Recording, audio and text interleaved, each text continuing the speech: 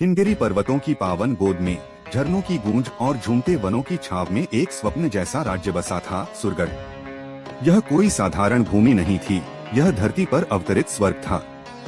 जहाँ दृष्टि जाती वहाँ हरियाली लहराती। इस स्वर्ण भूमि के सम्राट थे राजा विक्रमार्जुन, एक ऐसा शासक जो केवल युद्ध कौशल और न्यायप्रियता में ही नहीं बल्कि कोमलता, करुणा और प्रेम में भी अनुपम था। वह प्रजाजन का पिता समान था और एक समर्पित पति। राजा की 7 रानियां थीं। रूपवती, चंद्रमुखी सौंदर्य की प्रतिमूर्ति सुभद्रा, संगीत और कला की देवी मेनका, नृत्य में दक्ष लावण्या, ज्ञान और दर्शन में पारंगत चंद्रिका, जिसकी हंसी अंधकार को भी चीर दे, सुनीति, नीति और धर्म की मूर्त रूप राजेश्वरी, वीरता और नेतृत्व में अद्वितीय।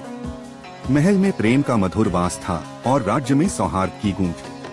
किंतु इस वैभवपूर्ण जीवन में एक रिक्तता थी, संतान का अभाव। वर्षों से राजा रानियां संतान की प्राप्ति के लिए यत्न करते रहे, यज्ञ, तीर्थ, औषधि और अनगिनत प्रार्थनाएं, परंतु भाग्य मौन ही रहा।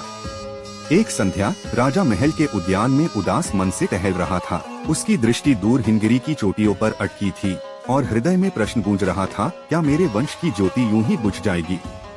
तभी वृक्षों की ओट से एक वृद्ध संत प्रकट हुए, जटाजूट सिर पर, नेत्रों में ब्रह्म ज्ञान की ज्वाला और मुख पर शांति की छाया। संत बोले, राजन, तुम्हारा तप व्यर्थ नहीं गया। अब समय है तुम्हारी अंतिम परीक्षा का। यदि तुम हिमगिरी की चोटी पर स्थित कल्पत्रु से एक दिव्य पुष्प ला सको तो 7 रानियों के गर्भ में जीवन का संचार हो सकता है। राजा ने पूछा, परंतु उस वृक्ष तक पहुंचना क्या सहज है? संत ने गंभीर स्वर में उत्तर दिया, नहीं राजन, कल्पत्रु की रक्षा करता है दैत्यराज मायासुर, जो केवल सच्चे प्रेम और साहस से ही परास्त हो सकता है।